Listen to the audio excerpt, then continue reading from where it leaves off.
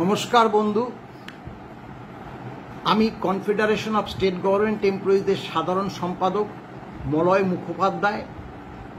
আজ এজের যে অবসরপ্রাপ্ত সরকারি কর্মচারী যারা বহুদিন আগে অবসর নিয়েছে, এরকম বেশ কিছু অবসরপ্রাপ্ত সরকারি কর্মচারী আমাদের কাছে ফোন করে জিজ্ঞাসা করেছেন কয়েকটি প্রশ্ন।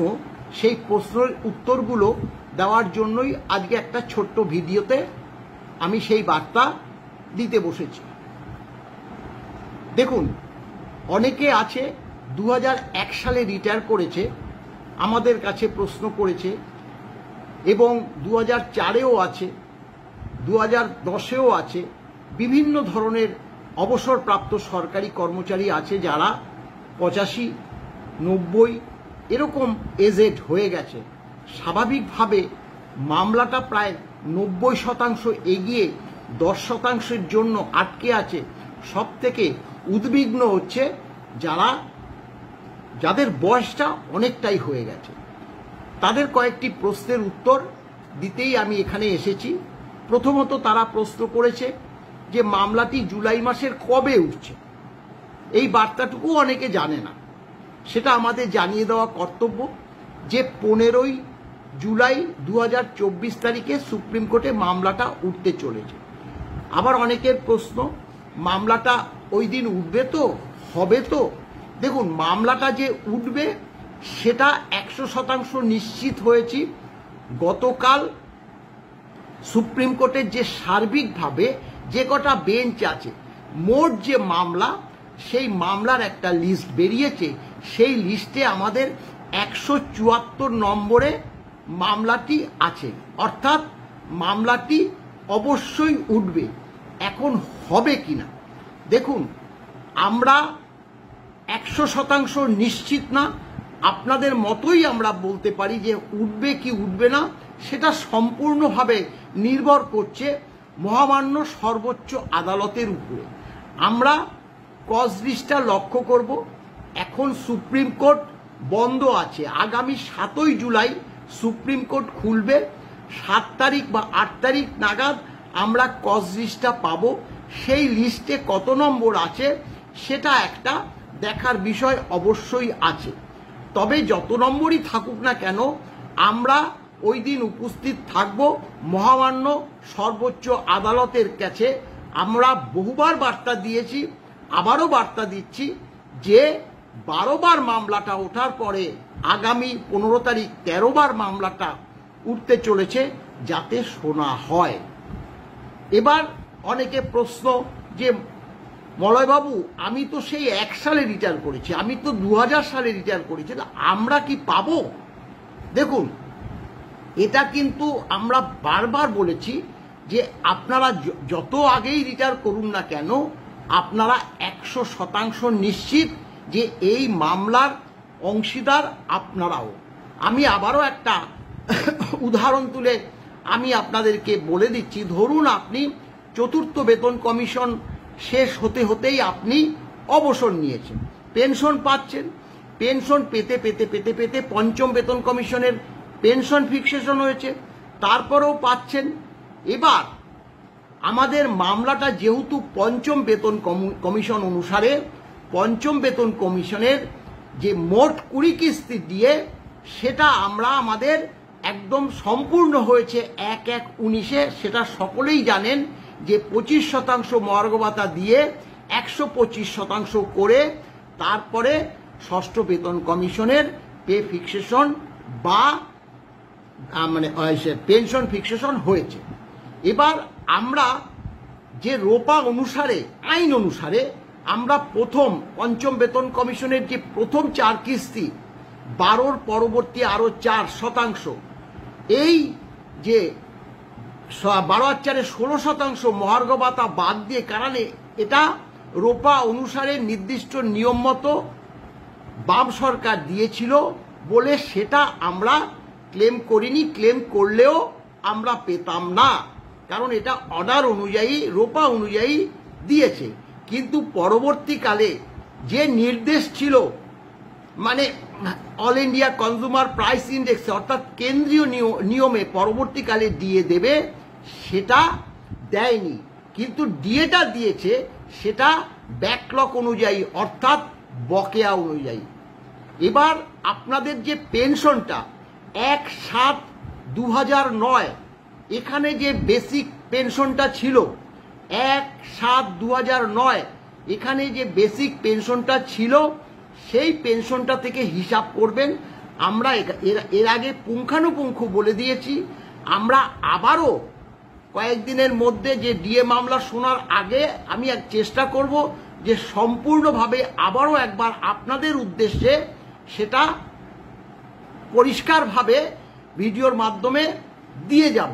তাহলে পরে আপনারা দিয়ে দেব, তাহলে আপনারা বুঝতে পারবেন। এবার বলছি যে 1/7/2009 যে 6% ডিএ হয়েছিল সেটা তো আমরা 1/7/2009 পাওয়ার কথা, কিন্তু আমরা পেলাম না। আমরা পেলাম কবে? 1/12/2009। তাহলে এই 1/12/2009 যখন আমরা এই 6% ডিএ পেলাম, স্বাভাবিকভাবে আমরা 5 মাস পাইনি। এই 5 মাস হিসাবে আসবে। তারপরেরটা ধরুন যে ডিএটা সেটা ছিল 5%, সেটা 9 মাস। একদম পরিষ্কার হিসাবে যে 1 মানে জানুয়ারি এবং জুলাই এই যে আপনার পেনশনের যে বেসিকটা সেই হিসাবে করবেন, এবং তার যে মানে আপনার ওই বকেয়া যে পার্সেন্টেজ ডিএর পার্সেন্টেজ অনুযায়ী ব্যাকলগ হিসাব করে আমরা মহামান্য সুপ্রিম কোর্টে, মহামান্য হাইকোর্টে এবং মহামান্য ট্রাইব্যুনালে প্রত্যেকটা জায়গায় এগুলো কত শতাংশ ডিএ বাকি, মোট কত শতাংশ ডিএ সরকারি এবং অবসরপ্রাপ্ত সরকারি কর্মচারীদের দিতে হবে তা বিস্তারিত দেওয়া আছে। অর্থাৎ মামলাটা যদি সুপ্রিম কোর্ট থেকে আবার হাইকোর্টে চলে আসে তখন সেগুলো পরিষ্কারভাবে হিসাব করে অবসরপ্রাপ্ত কর্মচারী যারা অ্যাক্টিং বর্তমানে আছে সে সকল কর্মচারীদের ডিএ অবশ্যই দিতে হবে। এবার ওই যে বললাম 1/7/2009 6% ডিএ সেটা 5 মাস, এবং লাস্ট যে ডিএটা সেটাও ছিল 6%, সেটা দিয়েছে 1/1/19। এই যে 1/1/19 এটা দেওয়ার কথা ছিল 1/1/16-তে, কারণ 1/1/16 তো 125% হয়েছে। সেই যে 6% নিয়ে গিয়ে দিয়েছে 1/1/19-এ, অর্থাৎ সেটা 36 মাস। এই যে 36 মাসের বকেয়া পাবেন, এইভাবে ক্যালকুলেশন করে ডিএটা নির্ধারিত হবে। তাই আপনাদের এই বিস্তারিত তথ্য জানালাম, এবং আপনাদের আরও বলি আপনারা আরেকটু ধৈর্য ধরুন। আমি জানি আপনাদের মুখে যখন বার্তা শুনতে পারি সত্যি বেদনাদায়ক, যে একদম প্রায় যে অন্তিম লগ্নে চলে এসে আপনারা এই যে ডিএর সুবিধাটা যদি না পান আমাদের খুবই দুঃখজনক ব্যাপার হয়ে দাঁড়াবে। তাই আমরা আশা করছি যে আগামী 15ই জুলাই মহামান্য সর্বোচ্চ আদালত ডিএ মামলাটা শুনবে, এবং সেই পরিপ্রেক্ষিত যা আইনত সিদ্ধান্ত নেবে সেটা আমরা মাথা পেতে নেব।